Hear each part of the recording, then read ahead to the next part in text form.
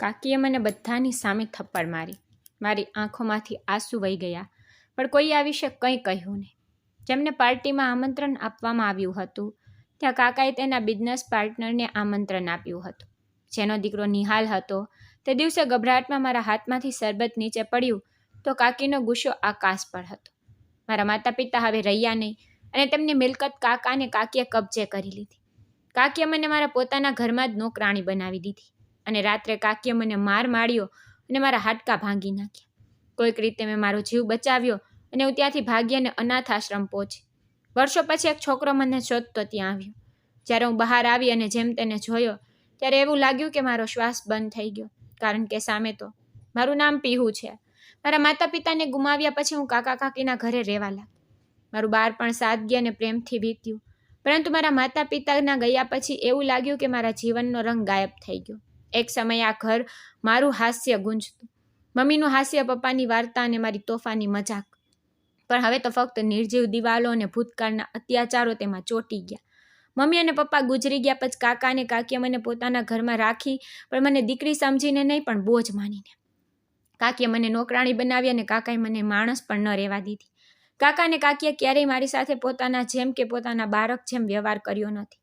હું તેના ઘરમાં ફક્ત એક કામ કરતી છોકરી હતી.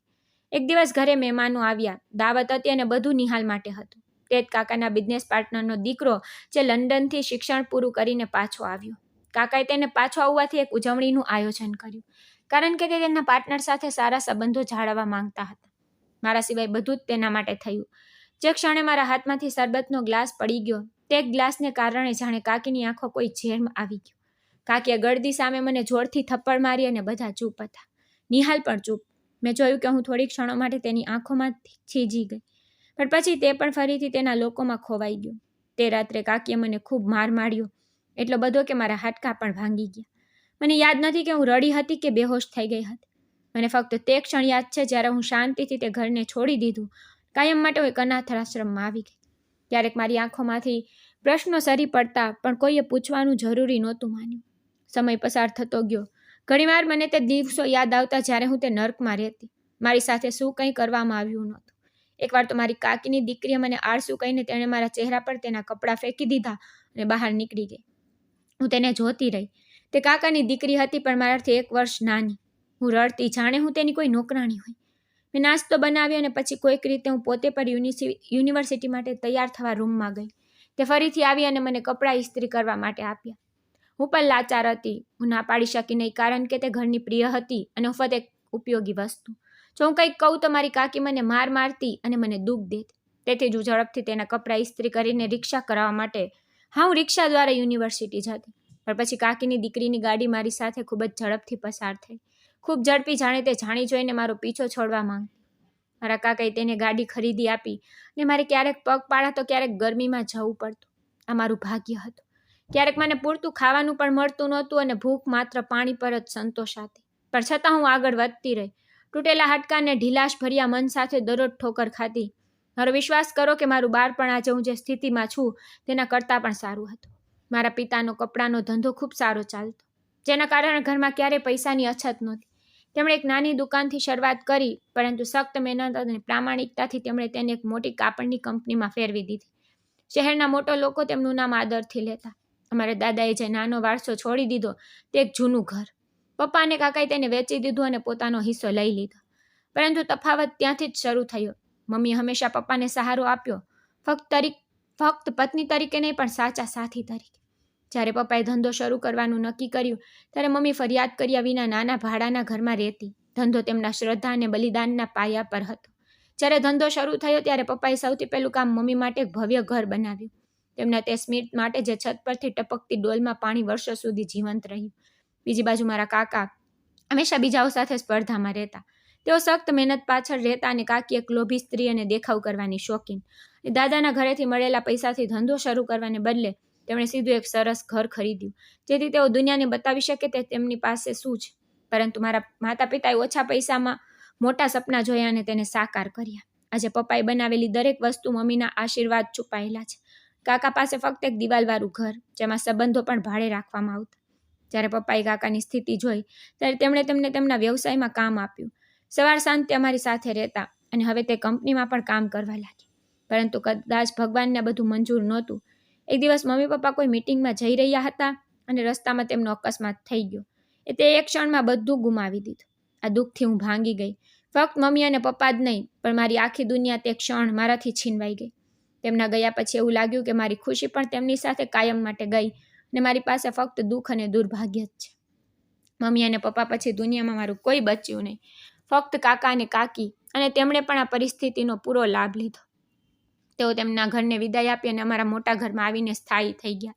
પણ ફક્ત ત્યાં રહેવા માટે નહીં, ધીમે ધીમે તેઓએ બધું જ પોતાનું બનાવી લીધું.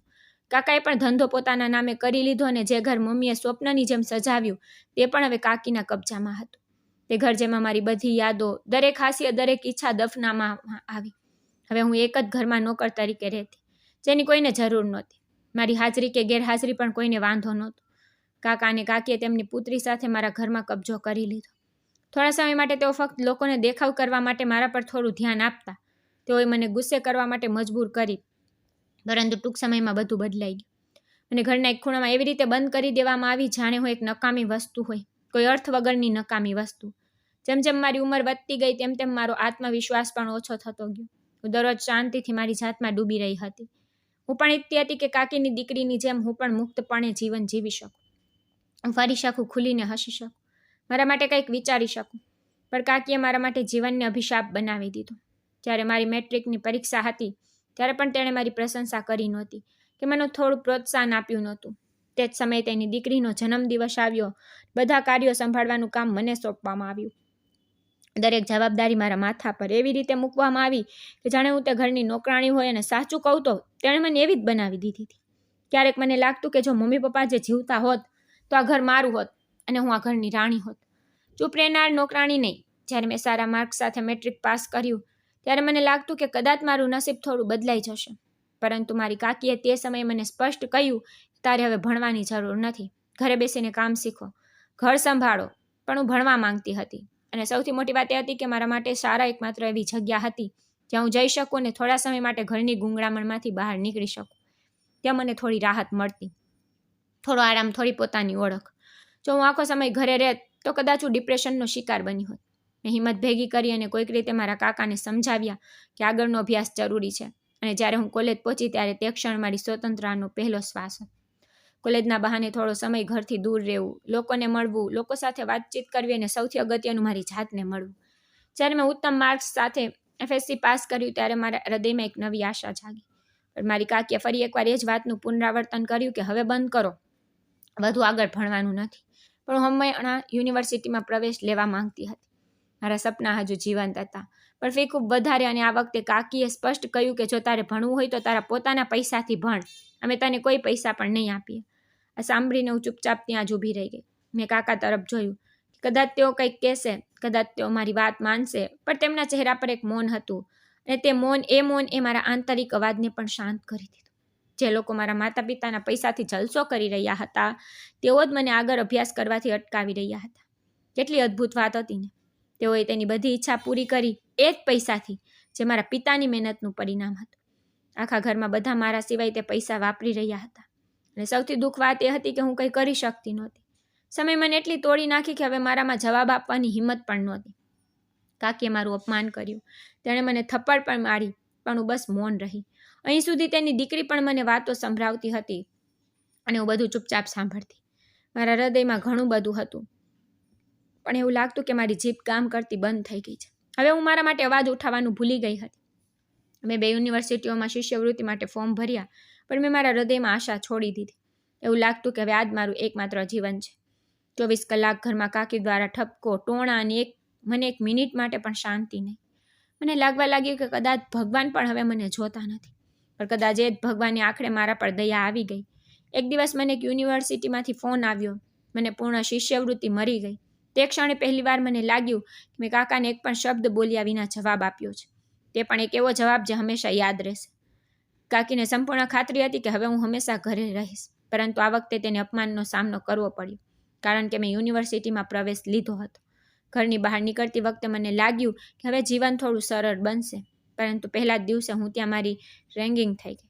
ત્યાં મારો માસૂમ ચહેરો જોઈને કદાચ ફક્ત કાકા કાકી જ નહીં પણ આ દુનિયા પણ માનતી કે હું ફક્ત ડરવા અને રડવા માટે જ જન્મી છું. કેટલાક સિનિયર છોકરાઓએ મને લેક્ચર રૂમને બદલે વોશરૂમનો રસ્તો બતાવ્યો અને અંદર જતાં જ તેઓએ દરવાજો બંધ કરી દીધો. હું અંદર એકલી હતી, ડરથી ધ્રુજી રહી હતી. મારી આંખોમાંથી આંસુ અટકતા નહોતા. મારા હૃદયમાં ડર હતો અને મારા મનમાં એ ઘર જે અત્યાર સુધી મને તોડતું આવ્યું. પછી દરવાજો ખુલ્યો અને એક છોકરી અંદર આવી. જાણે અચાનક અંધારામાં પ્રકાશ ચમક્યો હોય. તેણે મને જોઈ, તે નજીક આવી, તેણે મને ગળે લગાવી અને મારા રડવાના અવાજો પોતાના હાથમાં ભેગો કરી. કંઈ પૂછ્યા વિના તેણે મારો હાથ પકડીને મને બહાર કાઢી. ત્યાં 2 છોકરાઓ ઊભા હતા જેમણે મને ખોટો રસ્તો બતાવ્યો હતો. તે છોકરીની આંખોમાં કોમળતાને બદલે આગ હતી અને પહેલીવાર મને લાગ્યું કે કોઈ છે જે મને જાણ્યા વિના મારું દુઃખ સમજી શકે છે. પરંતુ તે છોકરી બહાર આવતાની સાથે જ તેણે તે 2 છોકરાઓને જોયા. તેણે તેમને જોરથી કહ્યું, તમને જરાય શરમ નથી આવતી? તમે બિચારી છોકરીને આટલી બધી ડરાવી દીધી છે. ડરથી તેને કંઈક થયું હોત તો શું થયું હોત? તેની આંખોમાં ગુસ્સો હતો અને તેના અવાજમાં ન્યાય. પરંતુ તે 2 છોકરાઓ હસવા લાગ્યા, જાણે તેણે કોઈ મજાક કર્યો હોય. તેમાંથી એક, જેને છોકરી સંજય કહી રહી હતી, તેણે બેશરમીથી કહ્યું કે તેને જોઈને એવું લાગતું કે જો તે રડે છે તો ખૂબ મજા આવશે. ગમે તેની આંખો જોઈને એવું લાગે છે કે તે હંમેશા રડતી રહે છે. જો તે થોડી વધુ રડે તો શું ફરક પડશે? તેના ચહેરા પર કોઈ શરમ નહોતી. તેના શબ્દો સાંભળીને મારું હૃદય ધ્રુજી ગયું. પણ તે છોકરી એક ક્ષણ પણ બગાડી નહીં. તેણે સંજયને જોરથી ધક્કો માર્યો, એટલી જોરથી કે તે ઠોકર ખાઈ ગયું. પછી તે છોકરીએ મારો હાથ પકડીને મને સીધી છોકરીઓના રૂમમાં લઈ ગઈ. ત્યાં મને ખબર પડી કે તે મારી સિનિયર છે.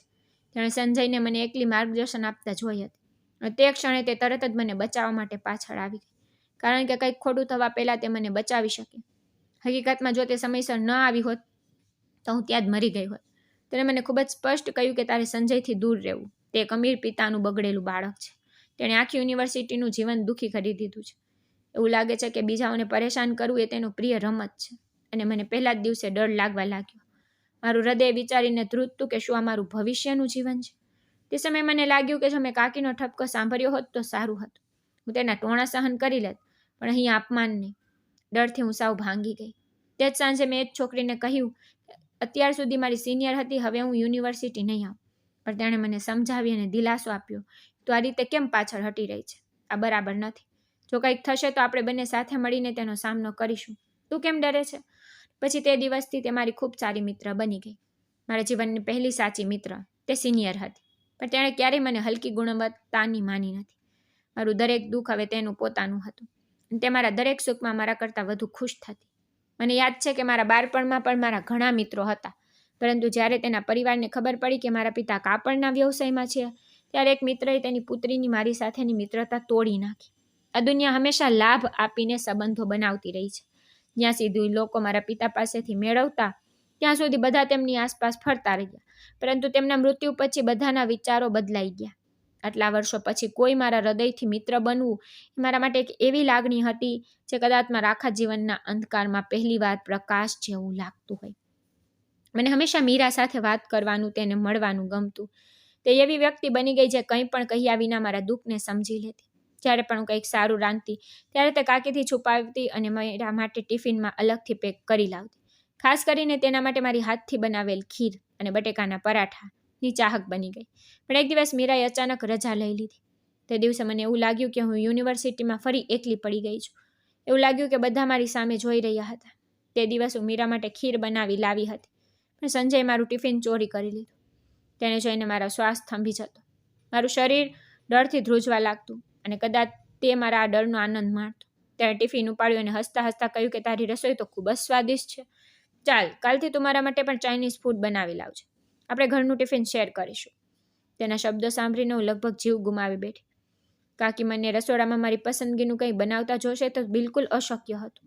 ખૂબ જ મુશ્કેલીથી હું મારી બધી શક્તિથી કહી શકી કે હું વાત કરીશ, પણ કાકીનો ચહેરો મારા મગજમાં આવતાની સાથે જ મારી નસોમાં લોહી સુકાવા લાગ્યું. અને સંજયે નીચે ઝૂકીને મારા કાનમાં કહ્યું કે જો કંઈ ખોટું થશે તો તારી સાથે જે કંઈ થશે તેના માટે તું જવાબદાર રહેશે. ગમે તેમ તારો ચાહક મિત્ર 2-3 દિવસ સુધી નહીં આવે તો વિચાર કે હવે તને મારાથી કોણ બચાવશે? મારા કાન પાસે આવીને તેણે આ કહ્યું કે તરત જ તે અચાનક એટલી જોરથી ચીસ પાડી, મારું નામ માસૂમ હૃદય ધબકવાનું ભૂલી ગયું. ડરને કારણે મારો શ્વાસ બંધ થઈ ગયો. મેં મારી બેગને મજબૂતીથી પકડ્યું અને પાછળ જોયા વિના ત્યાંથી દોડી આવી. પાછળથી ફક્ત તેનું ભયાનક હાસ્ય ગૂંજતું હતું. ઘરે પહોંચ્યા પછી મેં મીરા સાથે વાત કરી તે શહેરની બહાર ગઈ હતી અને 3 દિવસ પહેલાં આવવાની નહોતી. આ જાણીને મારામાં જે હિંમત હતી તે પણ તૂટી ગઈ. મારા માટે આ 3 દિવસમાં યુનિવર્સિટી જવાનો અર્થ એ હતો કે સંજય સામે મારી જાતને ફેંકી દેવી અને કેવું કે હવે મને ગમે તેટલી ડરાવ. પછી આ કારણે મેં યુનિવર્સિટીમાંથી રજા લીધી. પણ ઘરે રહેવું પણ મારા માટે ઓછી સજા નહોતી. મને ખાલી બેઠેલી જોઈને ચાચીને ખરાબ લાગવા લાગ્યું. તેથી તેણે તેના મિત્રોને બોલાવ્યા અને ઘરે કીર્તિ પાર્ટી કરી અને હું સવારથી સાંજ સુધી રસોડામાં ઊભી રહી. રસોઈ બનાવતી વખતે જાણે મારી કમર તૂટી ગઈ હોય એવું લાગતું. મેં કાકીને કંઈ કહેતી નહીં, પણ મારા મનમાં ઘણું બધું ચાલી રહ્યું હતું. હું મારા મનમાં તેને શ્રાપ આપતી કે આજે જે મારી સાથે થઈ રહ્યું છે તે કોઈ દિવસ તેના પ્રિયજનો સાથે પણ થાય. શ્રાપ કેમ ન આપવું? જ્યારે કોઈ વ્યક્તિનું હૃદય વધુ દુભાય છે ને ત્યારે તે પણ લાચાર બની જાય. અને બીજું, કાકી પોતાની દીકરીને માથા પર એવી રાખતી જાણે તે કોઈ રાજવી પરિવારની રાજકુમારી હોય. આ બધું જોઈને સાંભળીને મારું હૃદય અંદરથી દુખતું. હું ફક્ત એટલું જ ઈચ્છતી કે આ લોકો મારી સાથે થોડું સારું વર્તન કરે, કે આજે તેમની પાસે જે કંઈ છે તે બધું મારા માતા પિતાનું છે. પરંતુ હવે કાકા કાકી માનવતાનો અર્થ ભૂલી ગયા.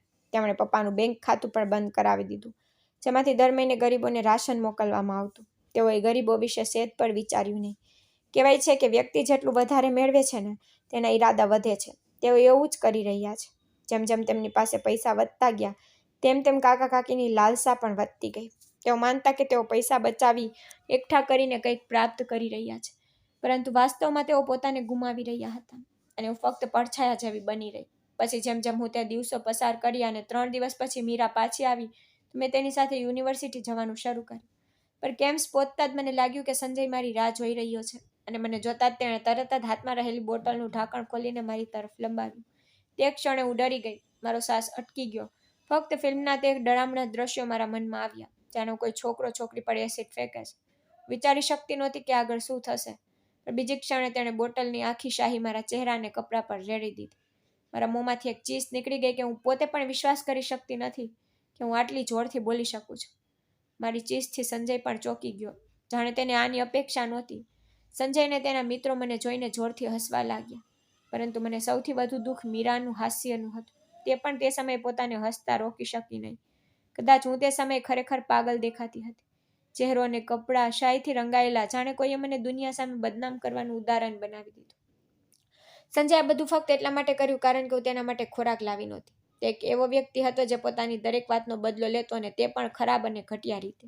લગભગ દરરોજ તેનું કોઈને કોઈ નકામું કૃત્ય મારા જીવન સાથે જોડાઈ જતું. અને આ બધું જોઈને મીરા મને કહેતી, અરે ભાઈ, આભાર માન કે તે કોઈ બહાનાથી તારો પીછો કરે છે. તને ખબર છે કે ડિપાર્ટમેન્ટથી અડધાથી વધુ છોકરીઓ તેનો પીછો કરતી રહે છે. બધી તેના માટે પાગલ છે. હું તેની વાત સાંભળતી હતી, પણ મને લાગતું કે જો સંજય જેવો માણસ મારા વિશે ગંભીર છે તો હું ખરેખર મારી જાતને જમીનમાં ખોદીને મરી જઈશ. તે માણસ મને ઝેર જેવો લાગતો. તેનો સ્વભાવ ગંદો હતો. તેના ઘણી બધી છોકરીઓ સાથે અફેર હતા. દરેક જગ્યાએ, દરેક ખૂણામાં તે કોઈને કોઈ છોકરી સાથે જોવા મળતો. તે તેની ગંદી આદતથી મજબૂર હતો. તે આખા ડિપાર્ટમેન્ટની છોકરીઓનો ક્રશ હતો. પણ મને તો તેના ચહેરાથી જ નફરત હતી. દરરોજ દિલથી પ્રાર્થના કરતી કે હે ભગવાન, ઓછામાં ઓછું કોઈ દિવસ આ વ્યક્તિ માણસ બને, નહીં તો તું પૃથ્વીનો ભાર હળવો કર. પણ ના, આવા લોકો કોઈનું જીવન બરબાદ કરવાનું બંધ નહીં કરે જ્યાં સુધી કોઈ મૃત્યુના આરે ન પહોંચે. યુનિવર્સિટીના બીજા વર્ષમાં મારી મુશ્કેલીઓ વધી ગઈ, જ્યારે મારી કાકીની દીકરી પણ મારી યુનિવર્સિટી અને તે જ વિભાગમાં જોડાઈ.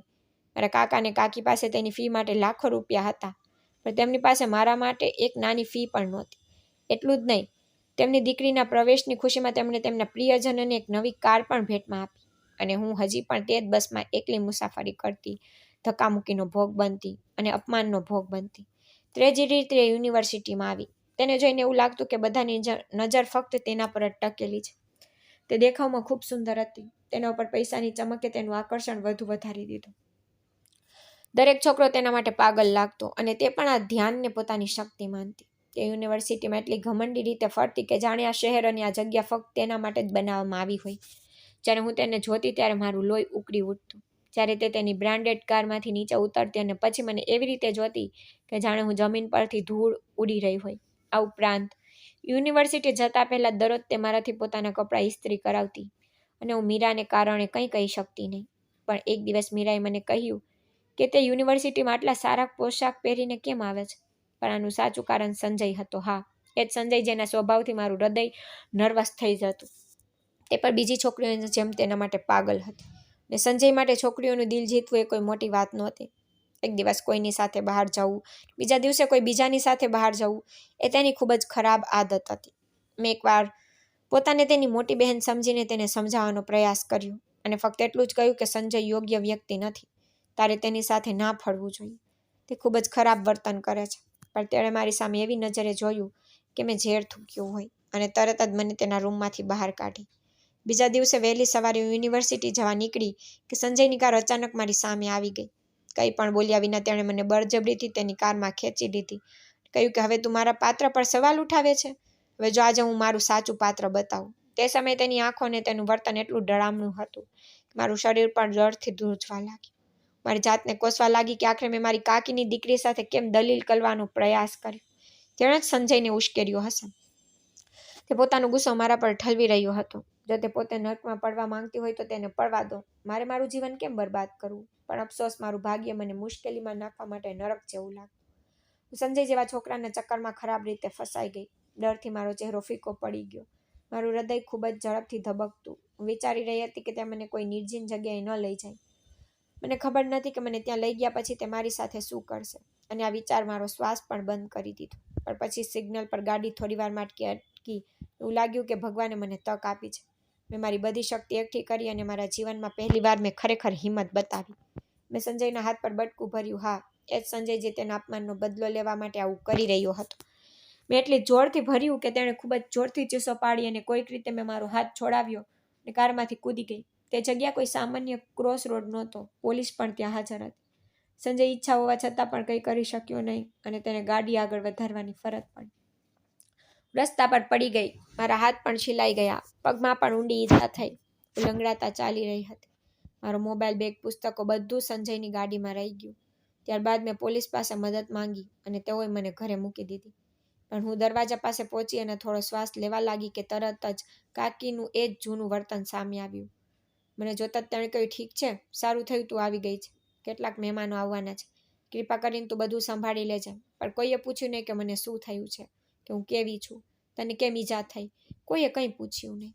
તેઓ ફક્ત આદેશ આપતા રહ્યા અને હું ફરીથી એ જ નરકી જીવનમાં પાછી આવી ગઈ, જેમના માટે મારે બપોરનું ભોજન રાંધવું હતું અને હું તેમને પહેલાથી જ સમજી ગઈ હતી. મને પીછી જોઈને કાકીએ તેના મિત્રોને બોલાવ્યા હશે, જેથી હું ક્ષણ માટે પણ શાંતિથી બેસી ન શકું. મારી હાલત ખૂબ જ ખરાબ હતી. હાથમાં દુખાવો, પગમાં સોજો અને મારું મન નિર્જીવ.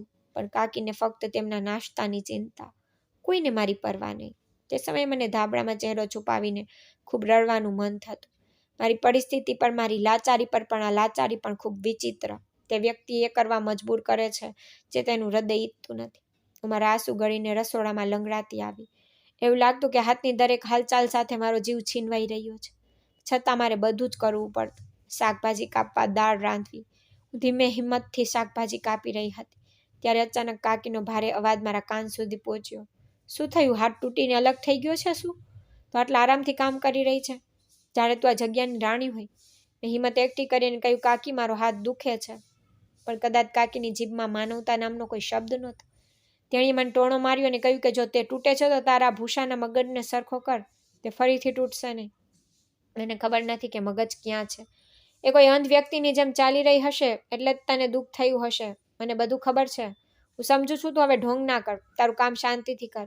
ત્યારે કાકીની દીકરી મારી સામે જોવા લાગી અને પછી બધાની સામે તેણે યુનિવર્સિટીમાં છોકરા તરફ ઇશારો કરતા કહ્યું, તેણે યુનિવર્સિટીમાં મીઠાઈ વેચી અને મને પૂછતી નહીં. મેં તને પહેલેથી જ કહ્યું હતું કે આ છોકરી રખડું છે. તેની વાત સાંભળીને મારું આખું અસ્તિત્વ ધ્રુજી ઉઠ્યું. યુનિવર્સિટીમાં તે મારા વિશે કેવા પ્રકારની અફવાઓ ફેલાવી રહી હતી, અને જ્યારે તેણે મારી માતાને તેમાં ખેંચી લીધી ત્યારે મને સૌથી મોટો અન્યાય થયો. તેણે કહ્યું કે તારી મા પણ આવી જ હતી, એટલા માટે તે ભાગી ગઈ અને પછી તે તારા પિતા પાસે આવી. તેના શબ્દો પીગળેલા કાચની જેમ મારા કાનમાં પડી રહ્યા હતા. હું સમજી ગઈ કે આ બધું એક સંપૂર્ણ યોજનાનો ભાગ છે. તે સંજય સાથે શું કરી રહી છે તે છુપાવવા માટે તે મને નિશાન બનાવી રહી છે, જેથી હું તેના પાત્ર પર પ્રશ્ન ન ઉઠાવી શકું. મેં ઘણીવાર વિચાર્યું કે કાકાને તેની પુત્રી સંજય સાથે શું કરી રહી છે તે બધું કહું, પણ પછી મેં મારી જાતને રોકી લીધી, કારણ કે મને ખબર હતી કે જો હું તેને સત્ય કહીશ તો તે મારા પર વિશ્વાસ નહીં કરે. કાકા તેની દીકરી જે કંઈ કહે તે બધું આંધળું માનતા. તે દિવસે કાકીની બહેનના કેટલાક મહેમાનો આવવાના હતા. મેં કોઈક રીતે તે સ્થિતિમાં પણ ચા બનાવી. ઈજાને કારણે મારા હાથ ધ્રુજતા હતા. તેણે મને આપેલ થપ્પડ એ ફક્ત થપ્પડ નહોતી.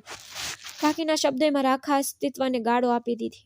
એકવાર પણ વિચાર્યા વિના તેણે મને બધાની સામે બદચલન કહી દીધી અને લોકોની નજરોમાં મારી ગરિમાને કચડી નાખી. મારી સાથે આવું કેમ થયું? ફક્ત એટલા માટે કે મારા માતા પિતા નથી? હું સંપૂર્ણ એકલી અને લાચાર હતી. શું આવી એવી છોકરીઓ સાથે થાય છે જેમને તેમના માતા પિતાનો સહારો નથી? મેં મારા આંસુ ગળી લીધા અને કોઈક રીતે મારી જાતને રસોડામાં ખેંચી લીધી. પણ આ વખતે મારું હૃદય હાર માની ગયું અને હું ત્યાં રડવા લાગી. મારી હિંમત હવે નિષ્ફળ રહી. કોઈ આશા, કોઈ દીવો, કોઈ સહારો કંઈ નહોતું.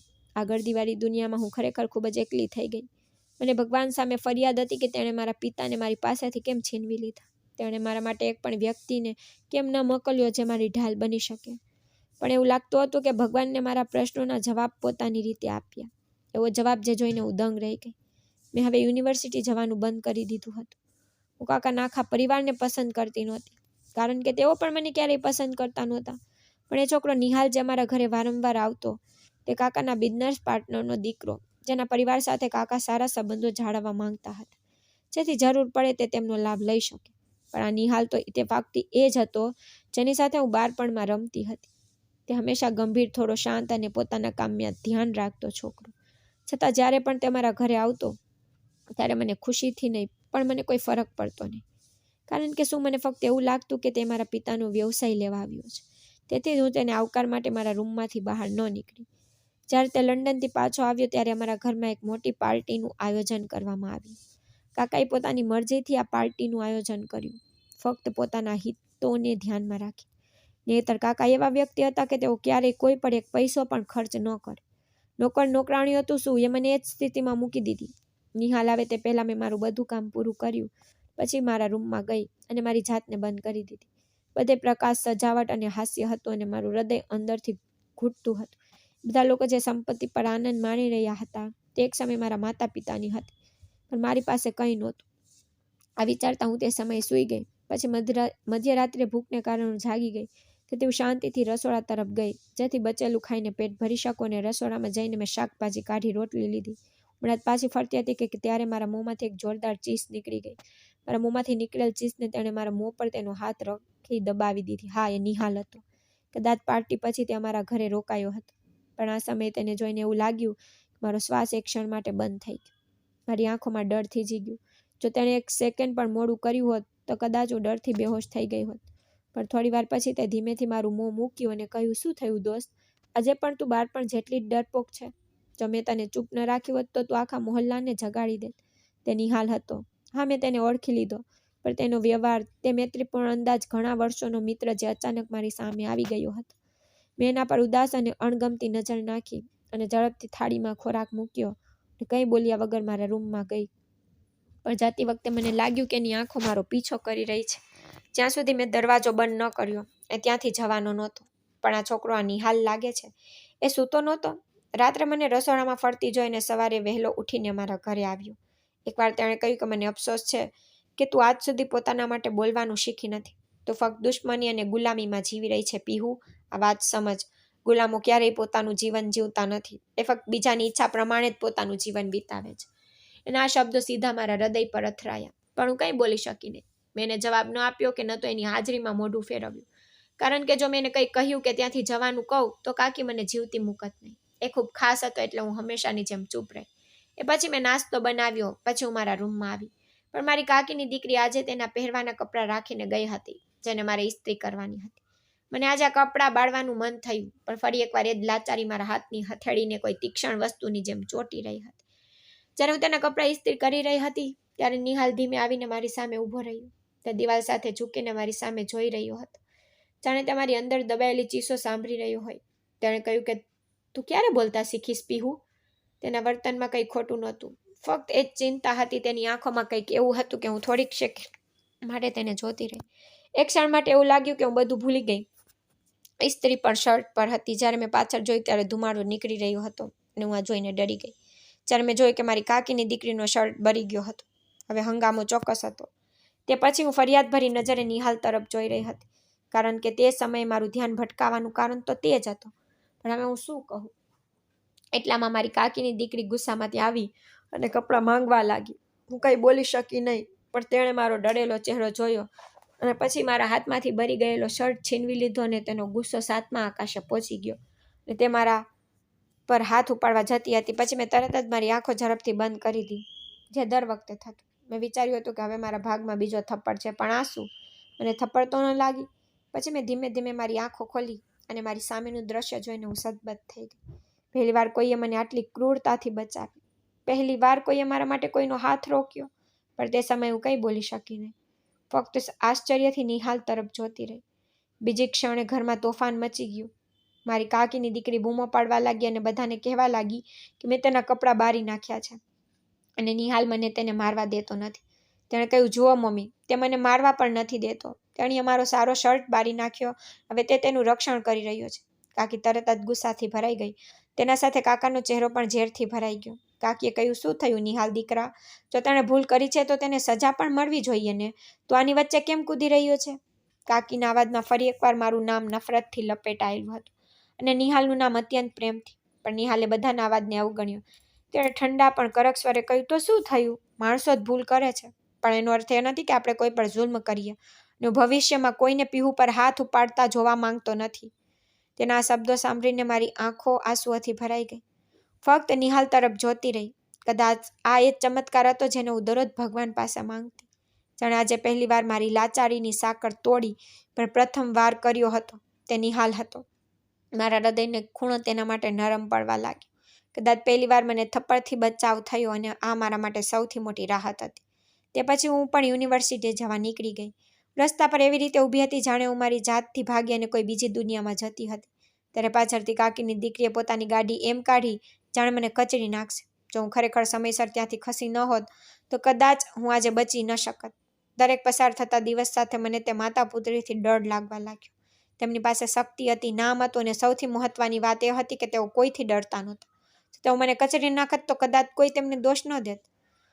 હું મારી જાતમાં ખોવાયેલી હતી. ત્યારે અચાનક હોર્નના અવાજે મને હચમચાવી દીધી. પછી જ્યારે મેં ઉપર જોયું તો નિહાલ મારી સામે ઊભો હતો. તે તેની કાર પાસે મને જોઈને હોર્ન વગાડી રહ્યો નહોતો, પણ તે મને બોલાવી રહ્યો હતો. તેણે મારા માટે ઘરે સ્ટેન્ડ લીધો હતો અને જો તે મને નરકમાં બોલાવે તો પણ હું મારી આંખો બંધ કરીને જાત.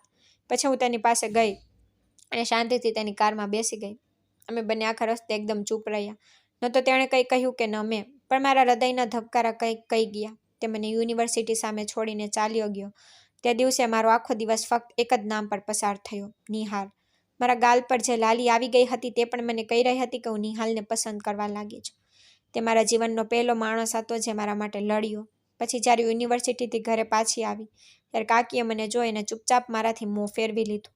કદાચ આજે તેની પાસે પણ કંઈ કહેવા માટે શબ્દો નહોતા. તે રાત થઈ ગઈ હતી. મારી આંખોથી ઊંઘ ઘણી દૂર હતી.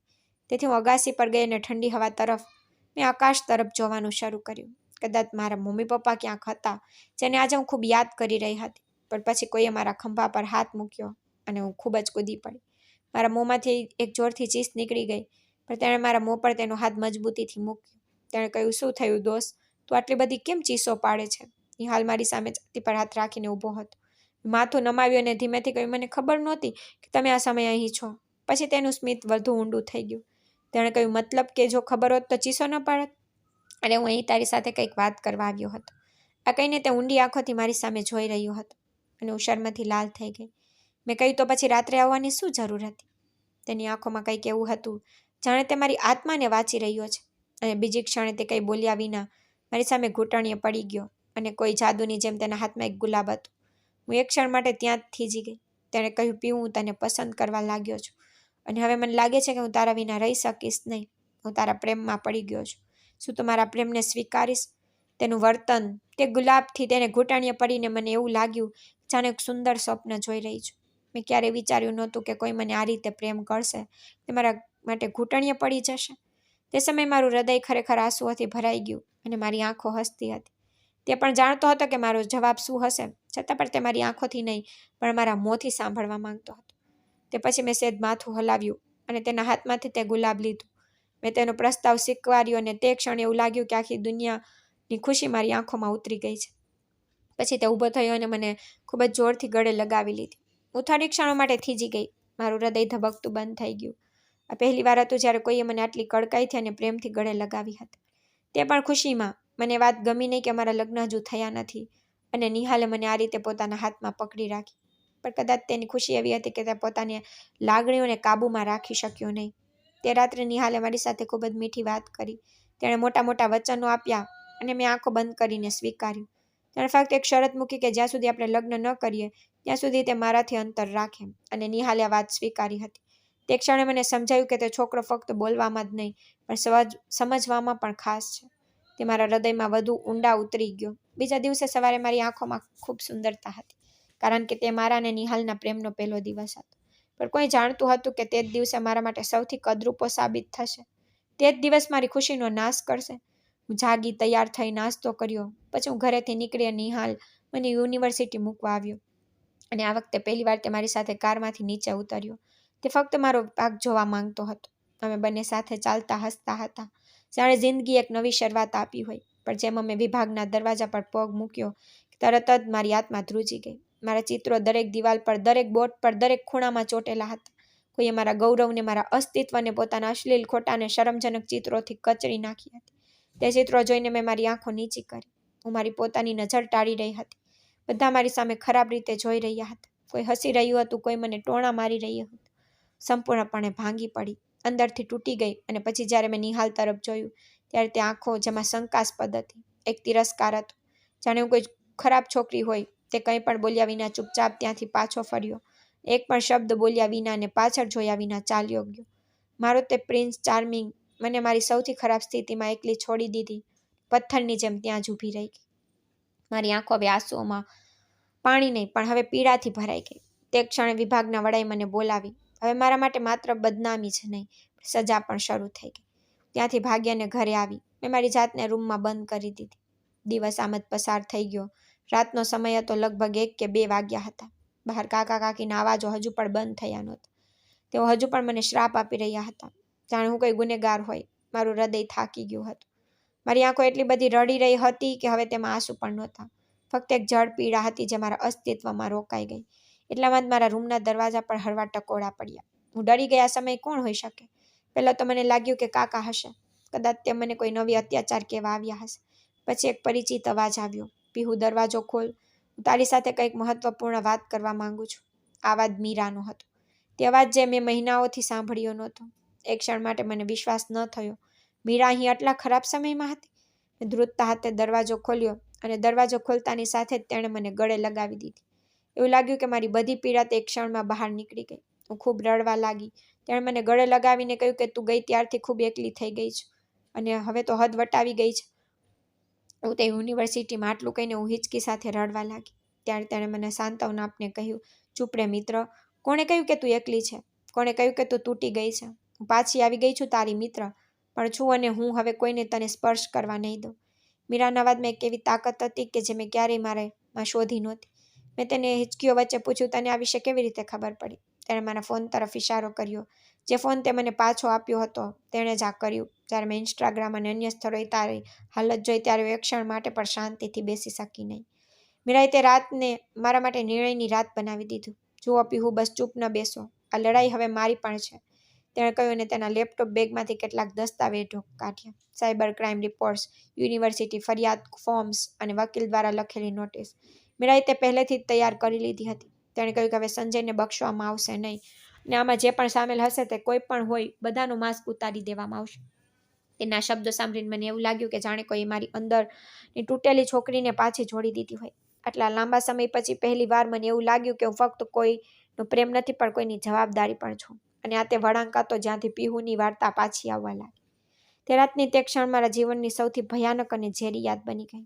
તે મારા રૂમમાં આવ્યો, મારા પર પોતાની જાતને લાદવા લાગ્યો કે જો તું બીજાઓને આ આનંદ આપે છે તો પછી તું મને કેમ ના આપી શકે? આટલું કહીને તે મારી તરફ આગળ વધ્યો. તેણે મારા હાથ પકડી લીધા. હું તેનાથી પોતાને મુક્ત કરવાનો શ્રેષ્ઠ પ્રયાસ કરી રહી હતી, પણ તેની પકડ એટલી મજબૂત હતી કે હું લાચાર બની ગઈ. તેણે મને પલંગ પર પછાડી દીધી અને મારા પર જેને મેં બધું મારું માન્યું હતું તે અચાનક ક્રૂરતાના સ્તરે આવી ગયો. જે નિહાલને મેં પહેલી વાર કોઈના પર વિશ્વાસ કરીને પ્રેમ કર્યો હતો, તે આજે મને ફાડી નાખવાનો પ્રયાસ કરી રહ્યો હતો. હું તે સમયે ખૂબ ધ્રુજી રહી હતી. તે ક્ષણે હું શ્વાસ લેવા માટે હાંફી રહી હતી, પણ મારી અંદર એક આગ સળગી રહી હતી. મારી જાતને બચાવવા માટે જ્યારે મેં મારી બાજુમાં પડેલ એલાર્મ ઘડિયાળ ઉપાડી અને તેના માથા પર માર્યું, ત્યારે એવું લાગ્યું કે સમય એક ક્ષણ માટે થંભી ગયો.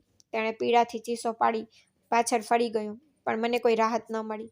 હું તરત જ ત્યાંથી ઊભી થઈને ધ્રુજતા હાથે દરવાજાનો લોક ખોલ્યો અને ખુલ્લા પગે સીડીઓ ચડીને ઘરની બહાર આવી. આકાશમાં અંધારું હતું, પણ હવે મારી અંદર બીજો અંધકાર ઉતરી આવ્યો હતો. કોઈના વિશ્વાસનો અંધકાર મરી રહ્યો હતો. ત્યારે મને ખબર નહોતી કે ક્યાં જવું, કોની પાસે જવું, પણ એક બોધપાઠ હતો કે જો હું તે સમયે મારા કાકા કાકીના વિશે ફરિયાદ કરું તો તેઓ મને દોષી ઠેરવતા. નિહાલ તેમના માટે પુત્ર જેવો હતો ને હું તેમના માટે ફક્ત એક ભાર, એક નિસંતાન છોકરી. મારી આંખોમાં કોઈ આંસુ નહોતા. મારા હૃદયમાં મારી પરિસ્થિતિ માટે, તે લોકોથી અને મારાથી ફક્ત નફરત હતી. મેં કોઈ પર વિશ્વાસ કેમ કર્યો?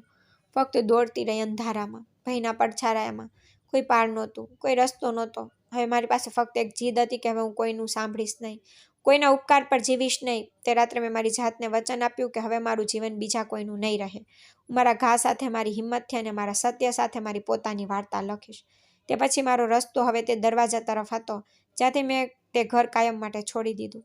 હું ફક્ત દોડી રહી હતી, ધૂજતા પગલાઓ, ડરી ગયેલી આંખો અને ભીના આત્મા સાથે. દરેક વરામ પર પ્રાર્થના કરી રહી હતી કે હવે મારે ક્યારે પાછા ફરીને ન જવું પડે. તે ઘર હવે મારા માટે જેલ બની ગયું. ફક્ત ઈંટની દિવાલો નહીં, જ્યાં મારી આત્માને દરરોજ મારી નાખવામાં આવતી, જ્યાં મને સંબંધોના નામે ફક્ત ઝેર મળતું. રસ્તા પર જંગલી રીતે દોડતી વખતે હું મારી જાતને ગુમાવી રહી હતી. મને કોઈ ગંતવ્ય કે માર્ગનો ખ્યાલ નહોતો. મારો શ્વાસ ઝડપી હતો અને મારું હૃદય અંદરથી તોફાનની જેમ તૂટી ગયું. અચાનક મને એક કાર સાથે ભટકાઈને હું જમીન પર પડી ગઈ. મેં ભાન ગુમાવ્યું. તે પછી જ્યારે હું ભાનમાં આવી ત્યારે હોસ્પિટલની સફેદ છત મારા માથા ઉપર હતી અને નજીકમાં બેઠેલી એક અજાણી સ્ત્રી ચિંતાતુર આંખોથી મારી સામે જોઈ રહી હતી. તે જ સ્ત્રી જેની કારથી હું ભટકાણી હતી. પણ તેણે મને છોડી નહીં. જ્યારે તેણે મારા ઘરનું સરનામું પૂછ્યું ત્યારે મેં માથું નમાવ્યું. મેં મારા મનમાં વિચાર્યું કે મારે શું કહેવું, કોને કહેવું કે મારું કોઈ ઘર નથી. મારા પોતાના પરિવારના સભ્યોએ મારું જીવન નર્ક બનાવી દીધું. પછી એવું લાગ્યું કે તે સ્ત્રી મારા મૌનથી બધું સ્પષ્ટ રીતે સમજી ગઈ હતી કે મારું ઘર નથી. પછી જ્યારે હું સ્વસ્થ થઈ ત્યારે તેમણે મને એક અનાથ આશ્રમમાં છોડી દીધી. એક એવું ઘર જ્યાં નામ પછી પિતાનું નામ પૂછવામાં આવતું નથી, જ્યાં તમને એવા ચહેરા મળે છે જે પીડા શેર કરે છે. હવે મેં તે આશ્રમને મારું ઘર માન્યું. મેં ત્યાં શાંતિથી રહેવાનું શરૂ કર્યું. ત્યાં ફરીથી મારું શ્વાસ લેવાનું શીખી. શિક્ષિક હતી તેથી મેં બાળકોને શીખવાનું શરૂ કર્યું અને બદલામાં મને દિવસમાં 2 વખતનું ભોજન, મારા માથા પર છત અને થોડી શાંતિ મળી. સમય આમ જ સરકતો રહ્યો અને પછી ઉડવા પણ લાગ્યો. દિવસો વીતતા ગયા. મહિનાઓ પછી 3 વર્ષના 3 વર્ષોમાં મેં મારી જાતને એકસાથે રાખવાનું શીખી લીધું. મેં મારા દુઃખને સમજવાનું શીખી લીધું. મેં ભગવાનને ફરિયાદ કરવાનું પણ બંધ કરી દીધું. ફક્ત તેના નિર્ણયને સમજવાનો પ્રયાસ કરતી રહી. મેં મારા ઘા છુપાવવાને બદલે તેને સ્વીકારવાનું શીખી લીધું. અને પછી 3 વર્ષ પછી એક દિવસ અચાનક જ્યારે મેં તેને જોયો ત્યારે મને લાગ્યું કે તે ક્ષણે મારો શ્વાસ થંભી ગયો છે. જાણે કોઈએ સમયને ત્યાં જ રોકી દીધો હોય અને હું પથ્થર બની ગઈ. મારી સામે તે નિહાલ હતો. આ એ જ નિહાલ જે એક સમયે મારું બધું હતો અને પછી એ જ જેણે મને તોડી નાખી. હવે તો અનાથ આશ્રમમાં આવ્યો, હાથમાં ખોરાકના ડબ્બા લઈને હતો. એ જ નિહાલ જેણે ક્યારેય કોઈની તરફ જોયું પણ નહીં. આજે તે નમીને બધાને ખોરાક આપી રહ્યો હતો. તેની આંખોમાં પહેલા જેવો કોઈ રોગ નહોતો, તેના બદલે પસ્તાવાની આંખો હતી જે તેને અંદરથી બાળી રહી હતી. પછી જ્યારે મારો વારો આવ્યો ત્યારે તેની આંખો મારી તરફ જોતી રહી. હું ત્યાં સૂન ઊભી રહી. તેની આંખોમાં મારા માટે પૂર હતું. અપરાધ ભાવ, પ્રેમ, ઝંખના અને રાહ જોવી, તે બધું જ જેની હું વર્ષોથી જંગતી હતી. મેં ત્યાં ખોરાક રાખ્યો અને કઈ બોલ્યા વિના અંદર ગઈ. મેં તેને માફ કરી દીધો હતો કારણ કે મેં શીખ્યું હતું કે ભગવાન માફ કરનારને ખૂબ જ ઉચ્ચ દરજ્જો આપે છે. પરંતુ હજુ પણ રોષ હતો જે મારા હૃદયમાંથી દૂર થતો નહોતો. હું શાંતિથી અંદર બેઠી ત્યારે દરવાજો ખુલ્યો અને તે પરવાનગી વિના અંદર આવ્યો. હું તેને કંઈ કહી શકું તે પહેલાં તે મારા પગ પર પડ્યો. તેનું માથું મારા પગ પર હતું. તેને ધ્રુજતા કહ્યું, પીહુ, હું તારો ગુનાનો દોષી છું. તો મને ગમે તે સજા આપું તે સ્વીકારું છું. પણ ભગવાનને સાક્ષી છે કે મેં તને ખરેખર પ્રેમ કર્યો હતો. તે દિવસે એક ક્ષણ માટે હું ચોક્કસપણે માણસમાંથી હેવાન બની ગયો, પણ પછી હું દરરોજ તે ગુનાની આગમાં મારી જાતને બાળતો રહ્યો. તારા ગયા પછી મારી દુનિયા ખાલી લાગતી. તેના શબ્દો સાંભળીને મારી આંખો આંસુઓથી ભરાઈ ગઈ. રડતા તેણે મને કહ્યું કે તું ખૂબ જ ખાસ હતી અને મેં તેને દુઃખ આપ્યું. મેં દરરોજ ભગવાન પાસે માફી માંગી છે પીહુ, અને હું તારી પાસે પણ માફી માંગવા આવ્યો છું. હું તેને જોતી રહી પણ કંઈ બોલી શકી નહીં. મારું હૃદય જે વર્ષોથી પથ્થર બની ગયું હતું અચાનક પીગળવા લાગ્યું. કદાચ તેનો પસ્તાવો મારા ગુસ્સા કરતાં પણ મોટો હતો. તે અટકી ગયો અને બોલ્યો, પીહુ, તને ખબર છે ભગવાનને ન્યાય કેટલો ગમે છે? તેણે બધાને તેમનું સ્થાન બતાવ્યું. તારા ફોટા વાયરલ કરનાર સંજય, તેનું જીવન સમાપ્ત થયું. તેણે એક છોકરીનો ઉપયોગ કર્યો અને તેને છોડી દીધી, અને તે છોકરી તારી કાકીની દીકરી હતી. જ્યારે બધાને ખબર પડી કે તે મા બનવાની છે ત્યારે આખા પરિવારમાં ભૂકંપ આવી ગયો. તેની માએ તેને ઝેર આપ્યું અને તે દુઃખમાં તેના પિતાને હાર્ટ એટેક આવ્યો, અને કાકીએ પણ તેની દીકરીની હત્યા કરી પોતાને માફ ન કર્યા. તેની માનસિક સ્થિતિ બગડી ગઈ. તે માનસિક આશ્રમમાં છે અને તે સંજય જે એક સમયે છોકરીઓનો પીછો કરતો હતો, આજે તે તેના પલંગ પરથી ખસી પણ શકતો નથી. એક અકસ્માતે તેને તેના જીવન કરતાં પણ વધુ પીડા આપી. તે બોલી શકતો નથી કે ચાલી શકતો નથી. તે ફક્ત જોઈ શકે છે અને કદાચ દરેક ક્ષણે તે પાપોની સજા ભોગવી રહ્યો છે. તારું મૌન આપણા બધા પર ખૂબ ભારે થઈ ગયું પીહુ. તું ખરેખર ભગવાનની પ્રિય હતી. અમારામાંથી કોઈ આ સમજી શક્યું નહીં. તારા પર ઘણા અત્યાચાર કર્યા પણ હવે ભગવાને ન્યાય આપ્યો. તેણે કોઈને પણ છોડ્યા નથી પીહુ. અમે જે કર્યું તેની ભગવાને અમને સજા આપી છે. નિહાલ મારી સામે બેઠો હતો ભાંગી પડેલા શબ્દોમાં. તેણે કહ્યું કે હું તને શોધીને કંટાળી ગયો. હવે જ્યારે મેં તને શોધી કાઢી છે તો હું તને ક્યાંય જવા દઈશ નહીં. તે ઘર અને વ્યવસાય તારા પિતાનો હતો.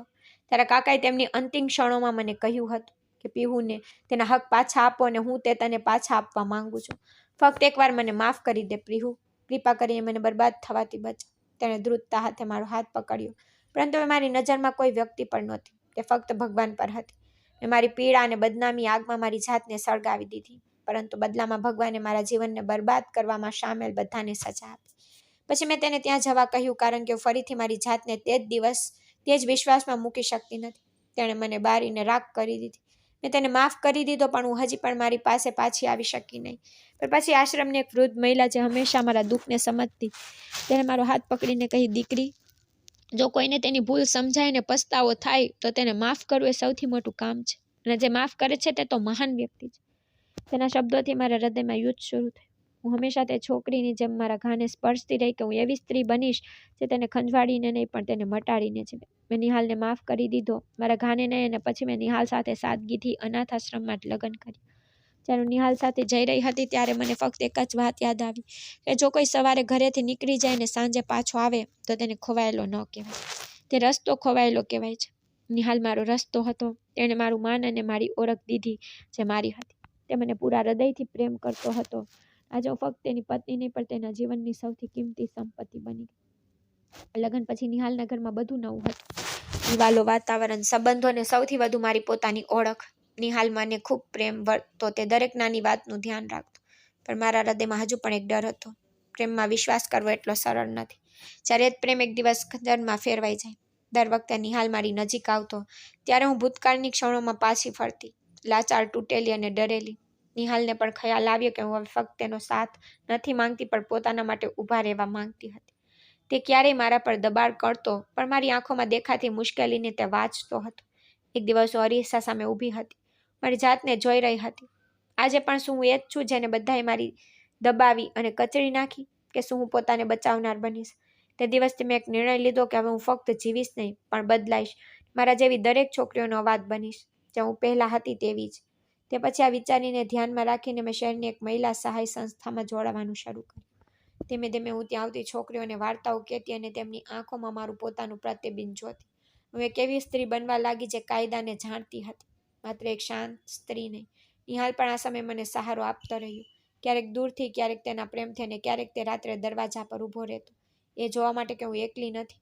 3 વર્ષ પછી હું હવે એક મહિલા અધિકારી સંગઠનની વડા હતી.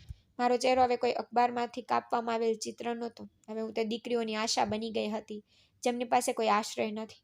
માફ કરવાનો અર્થ એ નથી કે હું બધું ભૂલી ગઈ છું. માફ કરવાનો અર્થ એ છે કે હવે હું ઉપર ઊભી થઈ ગઈ છું. આ વાર્તામાંથી આપણે ઘણી ઊંડી અને મહત્વપૂર્ણ બાબતો સમજવા મળી છે કે જે છોકરી દરેક વ્યક્તિ માટે મહત્વ ધરાવે છે. દુનિયા ચોક્કસપણે તમારી વિરુદ્ધ હોઈ શકે છે, પરંતુ જ્યાં સુધી તમે તમારા માટે ઊભા રહો ત્યાં સુધી કોઈ તમને હરાવી શકે નહીં. જે લોકો તમને તોડવાનો પ્રયાસ કરે છે તેમને માફ કરવું એ કોઈ નાનું કામ નથી. તે દર્શાવે છે કે તમે તૂટ્યા પછી પણ મજબૂત બન્યા છો. તેથી જ ક્ષમા પણ જરૂરી છે અને પ્રેમ ફક્ત શબ્દોનો ખેલ નથી પણ તે આદર, વિશ્વાસ અને વ્યક્તિની પ્રશંસા કરવાનું હોય છે. જ્યારે કોઈ તમારા નાને સમજે તે જ સાચો જીવનસાથી હોય છે, જેમ નિહાલ મારા માટે બન્યો હતો. લોકો માને છે કે સ્ત્રીઓ કંઈ નથી, તે ફક્ત પગના ચપ્પલ છે, પરંતુ તેમને પછીથી આ વાતનો ખ્યાલ આવે છે કે તોફાનોએ તેને તોડી પરંતુ તે ફરીથી પોતાની જાત સાથે જોડાઈને દુનિયા માટે એક મહાન ઉદાહરણ બની ગઈ. અને એક વાત યાદ રાખો કે તમારે કોઈની પાસેથી બદલો લેવાની જરૂર નથી. જે જેવું કરશે તે એક દિવસ તેને મળશે. તમે ફક્ત સાચા બનો. ભગવાન બધું જોઈ રહ્યા છે. કોણ ખોટું છે, કોણ સાચું, કોણ કોનું ખરાબ કરી રહ્યું છે અને કોણ કોનું ભલું ઈચ્છે છે. મિત્રો, આશા છે કે તમને અમારી વાર્તા ગમી હશે. જો તમને વાર્તા ગમી હોય તો વિડીયોને લાઇક કરો, ચેનલ પર નવા હો તો ચેનલને સબસ્ક્રાઇબ કરો અને આ નોટિફિકેશન બેલને જરૂર દબાવો જેથી તમને આગળની અપડેટ પહેલાં મળે. ધન્યવાદ.